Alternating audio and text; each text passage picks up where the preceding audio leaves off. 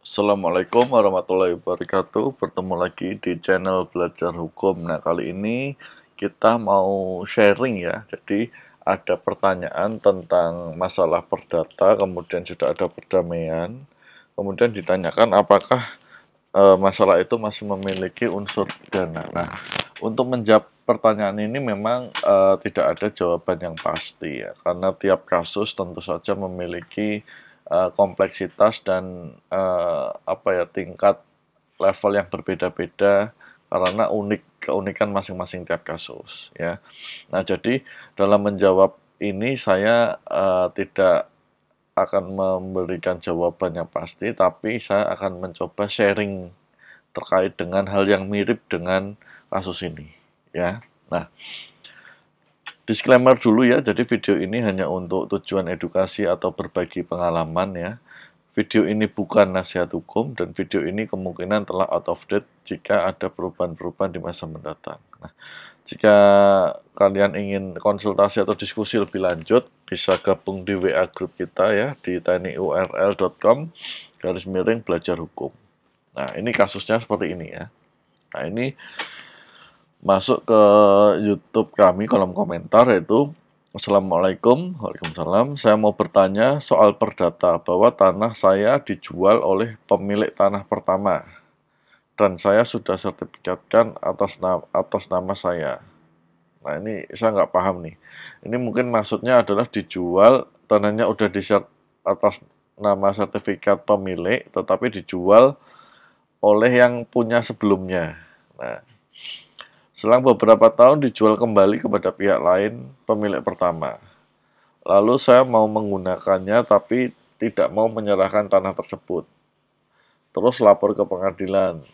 Terjadilah putusan mediasi perdamaian dan mengembalikan, tetapi jatuh tempo yang disepakati pihak penjual dan pembeli masih menguasai. Pertanyaannya, masih adakah unsur pidananya bagi penjual dan pembeli dan masih menguasai tanah tersebut? Terima kasih atas jawabannya. Ya, ini terus terang pertanyaannya ini atau informasi yang disampaikan sangat multitafsir ya. Jadi bahasa yang digunakan atau pertanyaan yang disampaikan membutuhkan lebih banyak lagi informasi.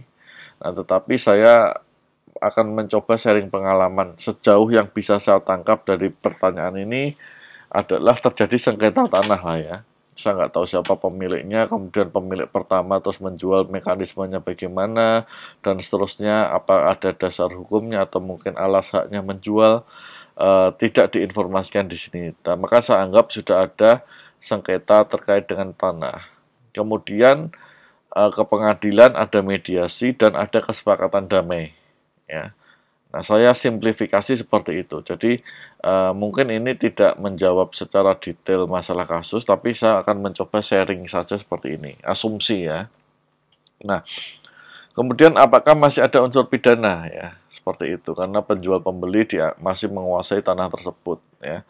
Nah, ini yang mungkin harus didalami lebih lanjut ya. Yang pertama, pidana yang dimaksud tuh pidana pasal berapa ya?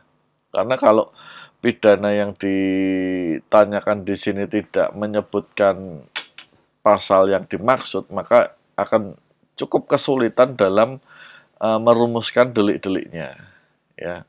Nah, kenapa? Karena kalau untuk memenuhi unsur pidana itu kan harus memenuhi delik yang ada di pasal yang disangkakan. Nah, kalau pasal yang disangkakan aja kita tidak tahu, bagaimana kita bisa eh, mencoba merumuskan unsur pidana yang ada pada peristiwa hukum dimaksud ya. Nah, maka ini saya juga nggak bisa jawab terlalu detail ya. Mungkin Anda harus lebih dalami dan mungkin dokumen-dokumen apa, mungkin konsultasi ke lawyer ya. Nah, tetapi saya mau sharing ya di sini ya. Saya mau sharing bahwa secara normatif perdata itu adalah terkait dengan aspek kerugian. Contoh, kita ada utang piutang, kemudian salah satunya mengingkari, maka kita ingin agar eh, masalah utang piutang ini beres dengan cara yang mengingkari melaksanakan kewajibannya. Yang kita minta adalah uang kerugian atau aspek kerugiannya. Sama dengan yang tanah sebenarnya. Tanah ketika ada sengketa, katakan entah jual beli, entah sewa menyewa atau apapun, ketika masuk ranah perdata, maka yang kita inginkan adalah aspek kerugiannya dapat di recover, bukan hukuman kepada si pelakunya. Kalau itu kan adalah pidana. Nah, ketika di perdata itu telah terjadi mediasi dan kemudian ada kesepakatan damai, maka menurut saya aspek kerugiannya sudah hilang. Karena kedua belah pihak di depan pengadilan telah menyepakati untuk penyelesaian terkait aspek kerugian. Ya. Nah, kalau ini kemudian dicari lagi untuk aspek pidananya, kan pidana itu kan biasanya gini, pasal-pasal yang ada kan barang siapa, kemudian dengan sengaja melakukan sesuatu sehingga menyebabkan kerugian pada pihak X, maka dapat diancam pidana sekian tahun.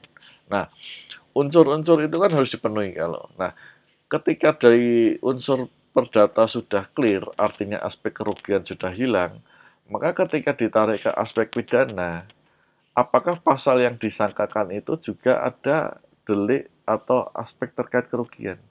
Kalau pidana itu kan juga menimbulkan kerugian pada pihak lain. Ya, contoh penipuan, contoh perampokan, pembunuhan. Semua aspek pidana itu kalau tidak salah ada aspek kerugiannya terhadap korban. Nah, kalau aspek kerugian sudah hilang dengan cara perdamaian dan itu sudah disahkan lewat pengadilan, lewat mediasi dan sebagainya, saya pikir pembuktian untuk delik pidananya akan menjadi lebih susah. Kenapa? Karena pidana itu kan nanti dibuktikan delik satu-satunya.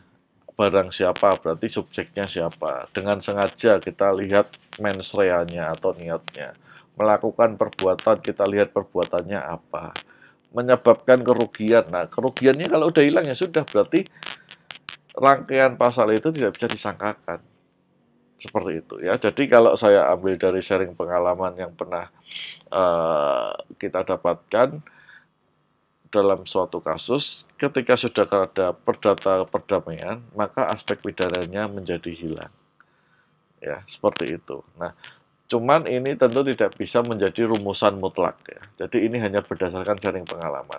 Nah, saya pikir itu yang bisa saya sampaikan atas pertanyaan ini. Mudah-mudahan penjelasan saya bisa mudah dipahami atau mudah dimengerti. Jika ada pendapat lain silahkan berkomentar di kolom komentar. Terima kasih sudah menonton. Assalamualaikum warahmatullahi wabarakatuh.